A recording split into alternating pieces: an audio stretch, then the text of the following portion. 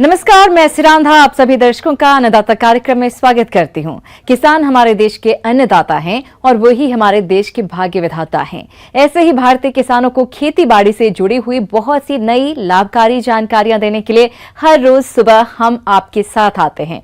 तो चलिए कार्यक्रम शुरू करने से पहले देखते हैं क्या है आज के अन्नदाता।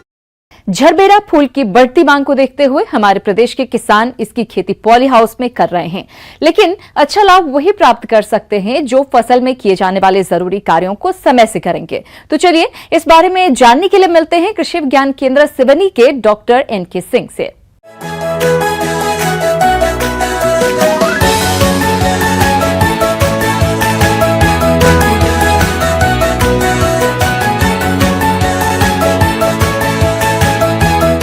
किसान भाइयों, वर्तमान में जरबेरा की जो फसल है पॉली हाउस में लगाई गई है, ऐसे में हमें इसका रख रखाव करना भी बहुत ज़रूरी रहता है, क्योंकि एक ज़्यादा इन्वेस्टमेंट हमारी लागत वाली फसल होती है। तो जिन पॉली हाउसों में किसान भाइयों जहाँ से हमारी क्षतिग्रस्त हुई हो, जहाँ पे टूट फूट है, ऐसे जगह पे हमें मरम्मत का कार्य भी करना बहुत आवश्यक होता है।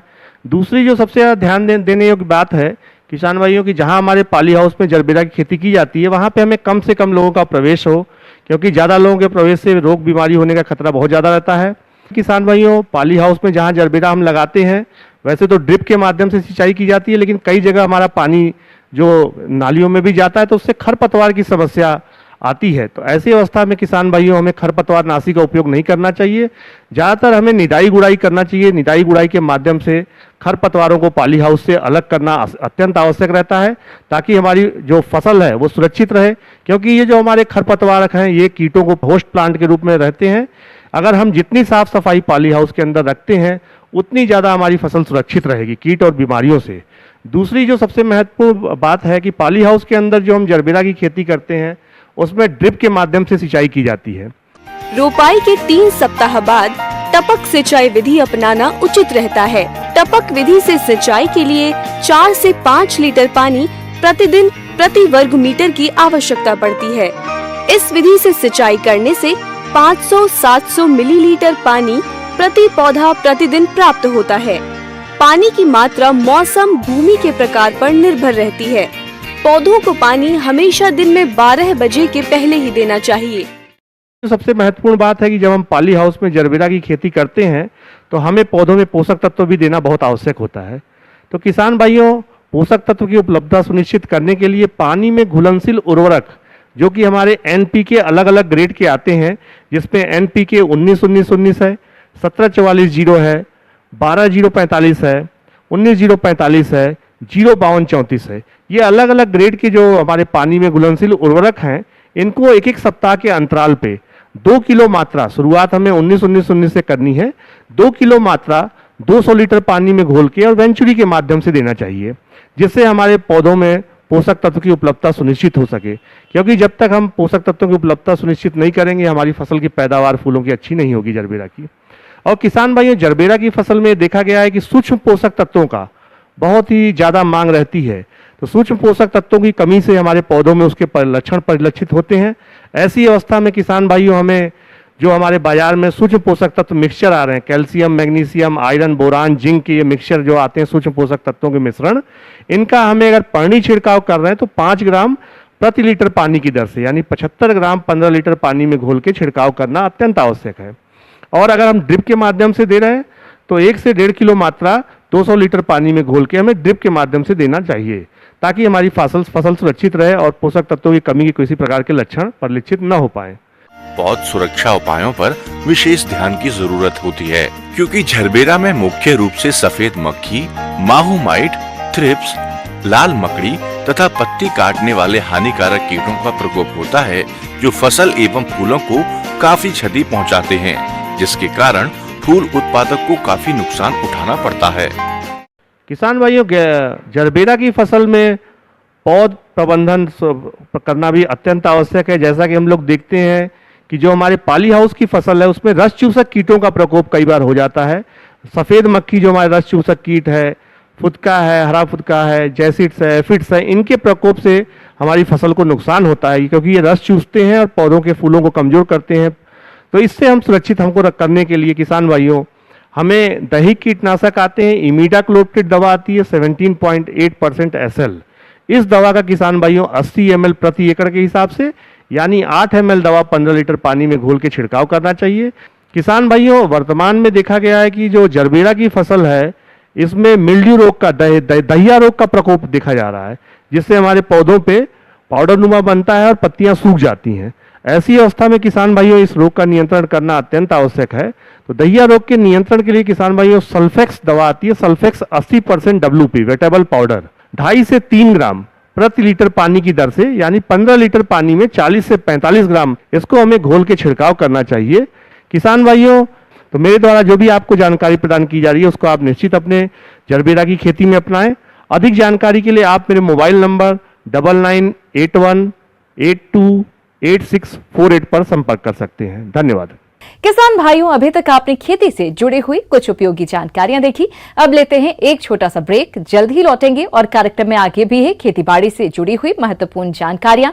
आप बने रहिए हमारे साथ। ब्रेक के बाद आप सभी दर्शकों का अन्नदाता में एक बार फिर से स्वागत है। चलिए अब रुक करते हैं अगली कड़ी। किसान भाइयों, कभी कभी दुधारू पशुओं में कुछ घातक बीमारियां देखने को आती हैं और उन्हीं घातक बीमारियों में से एक है गलघोंटू। इस बीमारी से ग्रसित पशुओं का समय से टीकाकरण और इलाज नहीं कराने पर पशु की मृत्यु भी हो जाती है। तो पशुपालक इस बीमारी से पशुओं का बचाव और उपचार कैसे कराएं, इस बारे में उचित सुझाव दे रहे हैं कृषि विज्ञान केंद्र मुरैना के पशु विशेषज्ञ डॉक्टर PP सिंह।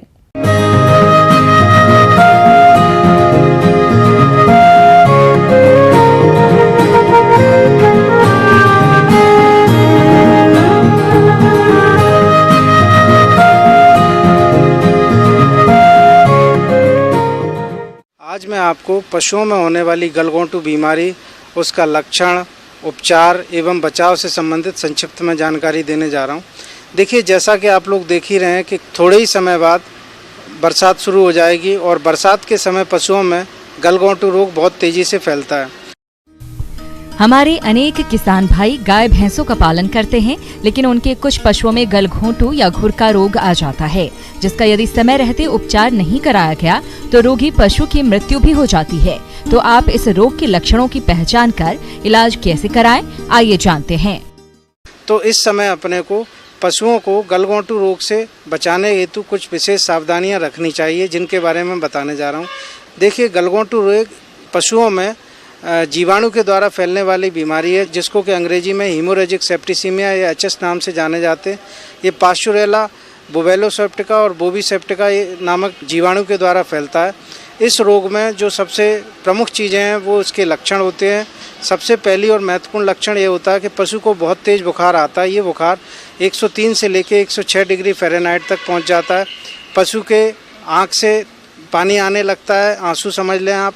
दूसरा, नाक से पानी आता है, मुंह से लार आती है, आंखें एकदम से लाल हो जाती हैं और इसके बाद में कई बार ये होता है कि पशु को दस्त भी लग जाते हैं। तो ये सामान्य लक्षण है, लेकिन इसमें सबसे महत्वपूर्ण लक्षण जो होता है वो ये होता है कि पशु की गर्दन में बैक्टीरिया के इन्फेक्शन के कारण पानी भरने लगता है। उस पानी की वजह से शुरू की अवस्था में बीमारी में यदि हम देखें तो गर्दन के पास में कान ले जाकर अगर सुनने का प्रयास करें तो सांस के मार्ग में बाधा उपलब्ध होने के कारण उसमें खर्र खर्र की या घर्र घर्र की आवाज़ आती है।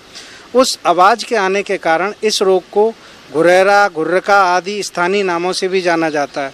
होता क्या है कि जब सांस की नली में गर्दन में पानी भरता है तो सांस लेने में दिक्कत आती है। ऐसी अवस्था में यदि पशु को अपन 24 घंटे के भीतर उपचार उपलब्ध नहीं कराते हैं तो इसमें पशु की मृत्यु होने की पूरी संभावना हो जाती है। बीमारी होने की संभावना किसमें ज़्यादा है? 2 साल से कम उम्र के जो पशु होते हैं उनमें ये बीमारी बहुत तेज़ी से फैलती है और उनके होने के चांसेस ज़्यादा रहते हैं, लेकिन 2 साल से बड़े उम्र के पशुओं में भी ये बीमारी हो सकती है।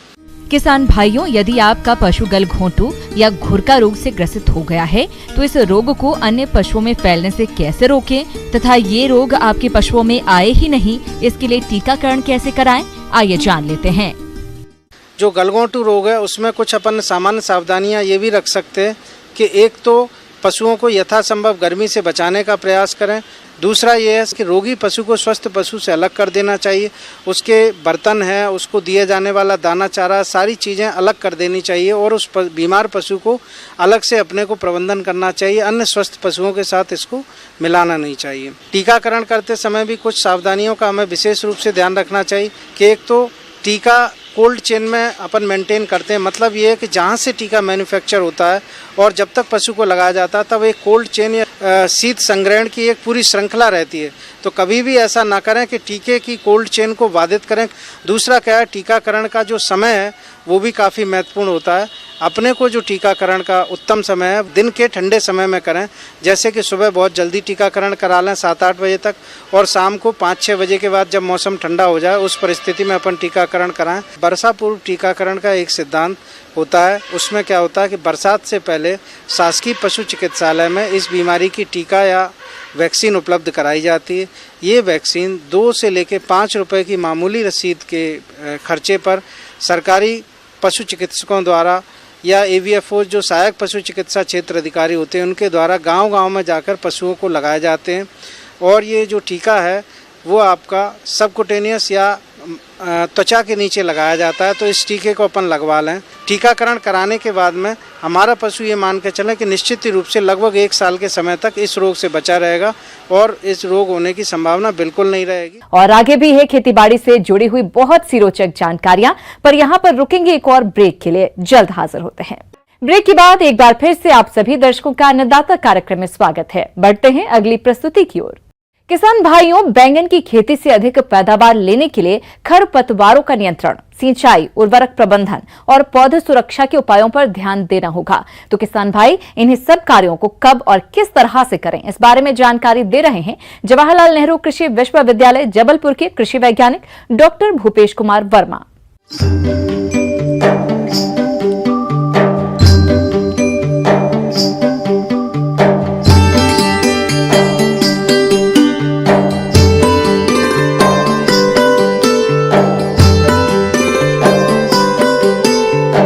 आज आपको बैगन की खेती के बारे में बताऊंगा।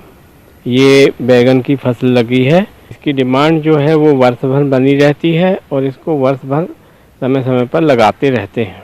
बैगन की फसल को लगाने के 1 महीने बाद उसमें जो खरपतवार आ जाते हैं तो उसको सफाई करना चाहिए। कुशल मजदूरों के द्वारा उसकी निदाई और गुड़ाई कराना चाहिए। और फिर उसके बाद जब भी आपको कचरा दिखे तो उसकी निदाई गुड़ाई करते रहें। सिंचाई जो है वो मौसम के आधार पे, जैसे वर्षा ऋतु है तो उसमें सिंचाई की आवश्यकता नहीं पड़ती है, मगर जब लंबे समय तक पानी ना गिरे तो फिर सिंचाई करना चाहिए। और फिर जैसे गर्मी है तो उसमें हर हफ्ते सिंचाई करने की आवश्यकता पड़ती है। किसान भाइयों, बात करते हैं उर्वरक प्रबंधन की, तो आपने नत्रजन की आधी मात्रा और फास्फोरस पोटाश की पूरी मात्रा को खेत तैयारी के समय दे दी होगी। अब शेष बची नत्रजन की मात्रा को 2 बराबर भागों में बांटकर पौध रोपाई के बाद 30 से 35 दिन और 50 से 60 दिन पर पौधों की जड़ों के पास डालकर मिट्टी में मिला देना चाहिए। किसान भाइयों, बैंगन की फसल में कीट और रोग बहुत अधिक नुकसान पहुंचाते हैं, तो आप कैसे करें इनका नियंत्रण, आइए जानते हैं।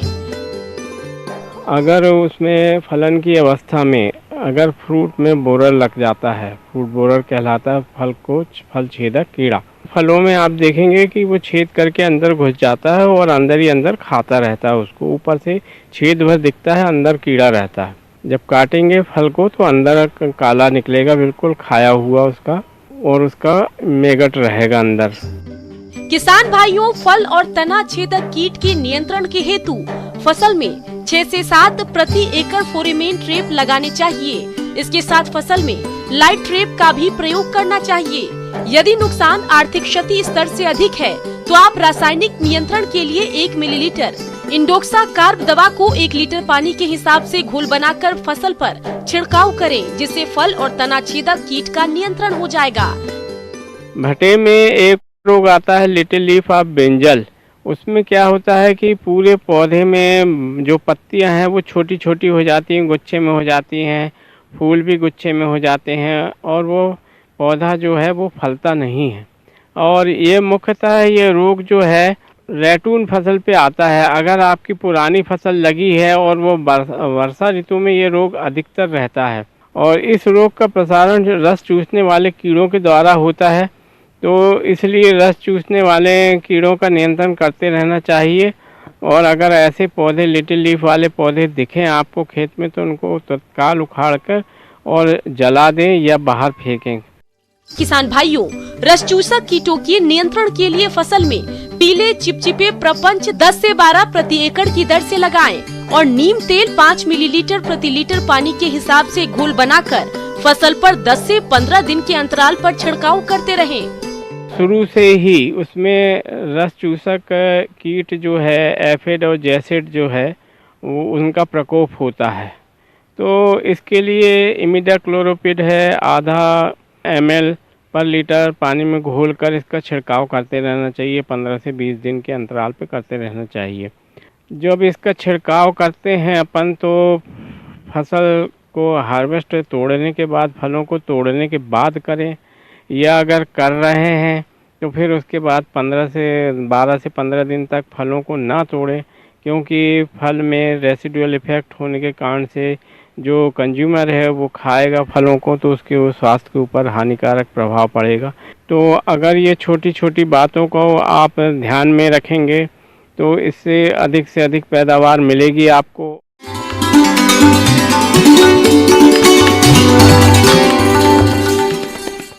अन्नदाता हेल्पलाइन निःशुल्क फोन संपर्क सेवा के माध्यम से आपके द्वारा पूछे गए प्रश्नों में से 1 या 2 महत्वपूर्ण प्रश्न को हम अपने कार्यक्रम में शामिल करते हैं। इसी के तहत आज का चयनित प्रश्न और उसका जवाब इस प्रकार है। आज हम मक्के की फसल के बारे में बात कर रहे हैं। मक्के की फसल में खरपतवार प्रबंधन पे बात करूंगा। हम जैसा कि जानते हैं खरपतवार फसलों के साथ प्रतिस्पर्धा उत्पन्न करते हैं, चाहे वो प्रकाश हो, चाहे वो पानी हो, चाहे वो वायु हो, चाहे वो जगह हो, हर जगह में उनमें प्रतिस्पर्धा होती है। जो लोग रासायनिक वित्तीय खरपतवार प्रबंधन ना कर पाए हैं उस कंडीशन पे हमको निराई गुड़ाई का करना चाहिए। अगर हमारे पास लेबर हैं तो, नहीं है तो हमको डोरा चलवाना चाहिए, बीच में हल चलवा दें। पशुओं का सामने मुंह बांध के बीच बीच में हल चलवाने से भी खरपतवार से मुक्ति पाई जा सकती है। इससे क्या होगा, फसल का जब बीच में जब जैसे हल चलाया जाता है तो उससे मिट्टियाँ मेड़ बन जाती है दोनों तरफ से। इससे होता है कि बारिश होने के कारण फसल गिरने की संभावना होती है। अगर मेड़ में अच्छी तरीके से हम उसको मिट्टी को चढ़ा देते हैं तो उसमें जो है कि फसल गिरने की संभावना कम होती है और फिर वहाँ पे जल निकास भी प्रॉपर तरीके से हो जाता है। ये बहुत ही एक इम्पोर्टेंट विषय है, इसलिए इसको करना अति आवश्यक है। अगर पानी नहीं है तो हमको उनको हफ्ते में 1 बार सिंचाई करते रहना है। किसान भाइयों, इसी तरीके से हम उसका फसल का उत्पादन अच्छी तरीके से ले पाएंगे। अब बात करते हैं पोषक तत्व प्रबंधन की। तो अगर हमारे किसान भाई पोषक तत्वों का प्रयोग सही समय पर संतुलित मात्रा में करते हैं तो उनकी फसल की बढ़वार अच्छी होती है। तो किसान भाई अपनी मक्के की फसल में कब और कितनी मात्रा में करें उर्वरकों का प्रयोग, आइए जानते हैं। पोषक तत्व प्रबंधन में क्या है किसान भाइयों कि हमने बेसल डोज दे दिया नाइट्रोजन, फास्फोरस, पोटास। अब हमको जो बचे हुए डोज हैं नाइट्रोजन के तो उसको हमको देना है। तो हमको बीच बीच में, जैसे जिनको 1 से 1.5 महीने के बीच में जिनकी फसल हो चुकी है उनको 1 मात्रा भी देनी है और 1 डोज जो है 60 से 70 दिन में देना है। जब उसमें टसल और सिल्क जब आ जाएं तो उस कंडीशन पे हमको, जब बालियां बनने लगती हैं तो उस समय हमको जो है उसमें हमको वो देना चाहिए और ये बहुत ही आवश्यक है। मक्के की फसल में कई तरह के हानिकारक कीटों का प्रकोप होता है। मक्के की फसल को काफी नुकसान पहुंचता है इससे। किसान भाई अगर समय से इन कीटों को पहचान कर नियंत्रण कर लेते हैं तो इस कीट से होने वाले नुकसान से वो बच सकते हैं। एक बहुत ही जरूरी सूचना आपको बता दूं, इस समय हम देखे होंगे कि हमारे फसल में आर्मी फॉल वार्म ये बहुत भीषण समस्या है। ऑल इंडिया में, पूरे भारत देश में इसकी समस्याएं बनी हुई हैं। ये क्या करता है, ये जो बीज की जो कोमल पत्तियां होती हैं उस पे अटैक करता है, उसको खा जाता है, पूरे नीचे तने तक खा जाता है। वो पूरा समझ में ही नहीं आता कि लगा हुआ है कि नहीं लगा हुआ है। जब पौधा पूरे तरीके से डैमेज हो जाता है तब हम उसको खोल के इसे निकालते हैं तो पूरा वो बाहर आ जाता है और पता लगता है कि इसमें कीड़ा लगा हुआ है। तब देखते हैं उसमें ये आर्मी फॉल वार्म लगा होता है। अगर हम इसको देख लेते हैं कि पता चल जाता है कि आर्मी वार्म लगा है, तो हमको क्या करना है, इमामेक्टिन बेंजोएट 1 ग्राम दवा को पर लीटर पानी में डाल के इसका छिड़काव करें, तो जिससे ये निश्चित रूप से इसकी जो है आपको इसका रिजल्ट जो है बहुत बढ़िया आएगा। अब हम बात करेंगे चूसक जो कीट होते हैं उनके नियंत्रण की बात करते हैं।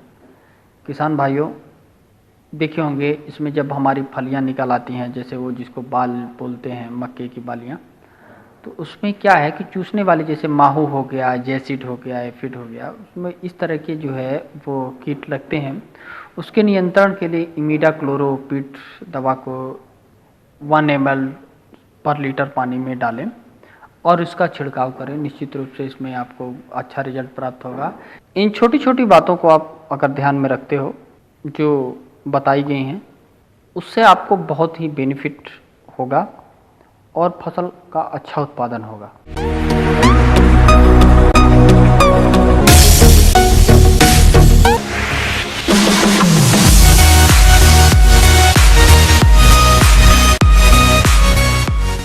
आइए अब एक नजर डालते हैं राज्य की कुछ चुनी हुई मंडियों के प्रमुख फसलों के बाजार भाव पर।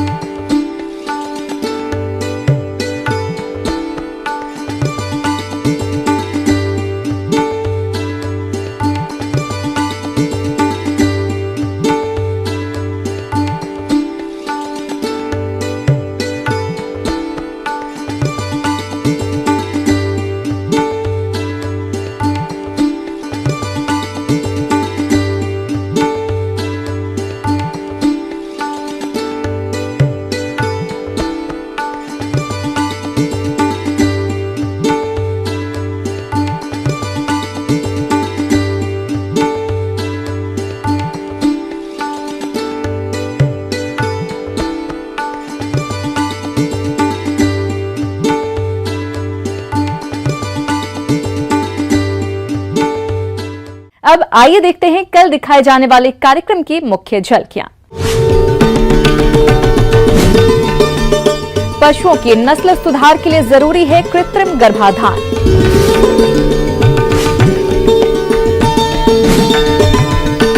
किसानों के लिए लाभकारी है स्ट्रॉ रीपर यंत्र।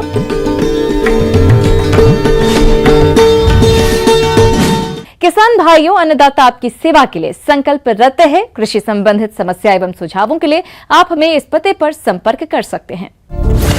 प्रोड्यूसर अन्नदाता, news 18 Madhya Pradesh Chhattisgarh, Ramoji film city Hyderabad 501512। साथ ही आप हमें ईमेल भी कर सकते हैं। हमारा ईमेल है p18annadatamp@nw18.com। इसके अतिरिक्त आप हमें निःशुल्क हेल्पलाइन नंबर 180041921555 पर सोमवार से शनिवार सुबह 10 बजे से शाम 4 बजे के बीच संपर्क कर सकते हैं। किसान भाइयों, अब समय हो रहा है आपसे विदा लेने का, तो हमारी पूरी अन्नदाता टीम को दीजिए इजाजत। कल फिर आपसे मुलाकात होगी कृषि संबंधित कुछ और महत्वपूर्ण जानकारियों के साथ। नमस्कार।